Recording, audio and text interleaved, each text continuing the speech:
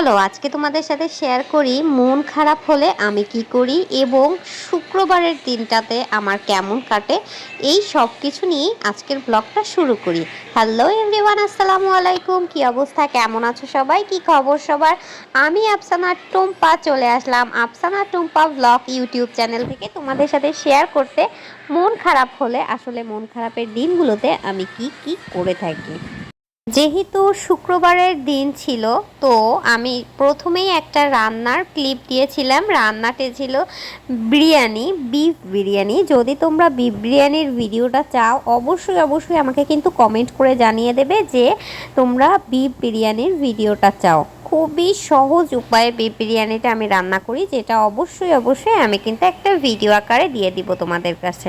আসলে আমার মন খারাপ হলে সর্বপ্রথম আমি একটা কাজই করি, একটু ঘুরতে চলে যাই যে কোনো একটা জায়গায়। যেহেতু আমরা প্রবাসী, আর প্রবাসীদের কিন্তু মন খারাপ খুব সহজে হয়ে যায়। একটা দিন যায় এমন যে দিনটাতে মন চায় বাসার দিকে দৌড়ে ছুটে পালাই, কিন্তু ছুটে পালাতে পারি না। ওই দিনগুলোতে কিন্তু একটু বেশি মন খারাপ করে, তাই না? আর যারা আমরা ওমান প্রবাসীর বউরা আছি বা যে কোনো দেশের প্রবাসীর বউরা আছি, যারা আমরা বাসাতেই থাকি, তাদের মনটা কিন্তু একটু বেশিই খারাপ করে। এবং তার সলিউশন হিসেবে আমি এটাই করে থাকি, টুক করে ঘুরতে বের হয়ে যাই। যেহেতু আমার হাজব্যান্ড এখানে তালাবাতে চাকরি করে, তো তার সময় দেওয়াটা সেভাবে হয়ে ওঠে না, কিন্তু শুক্রবারের দিন হলে একটু হলেও সে আমাদেরকে সময় দিতে চায়। তো শর্টকাটে যেখানে গেলে আমার মনটা খুব বেশি ভালো হয়ে যায়, সেখানে যাওয়ার আমি চেষ্টা করি। তো আজকে চলে গিয়েছিলাম কিন্তু আইন রজতে। এখানে খুবই একটা ফেমাস জায়গা, যেখানে আর কি যারা সব সচরাচর বিশেষ করে মন খারাপ হলে এই জায়গাটাতে গেলে দেখা যায় কি একটা প্রাকৃতিক সৌন্দর্য থাকে, একটু পানি থাকে, সব কিছু মিলিয়ে জায়গাটা অনেক বেশি সুন্দর। তার সাথে পাহাড় দেখা যায় খুব সুন্দরভাবে।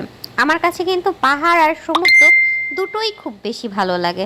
তোমাদের কাছে কেমন লাগে এবং তোমাদের কোনটা সব থেকে বেশি ভালো লাগে আমাকে কিন্তু সেটাও কমেন্ট করে জানিয়ে দিবে। জীবনটা খুব স্বচ্ছ, তাই না?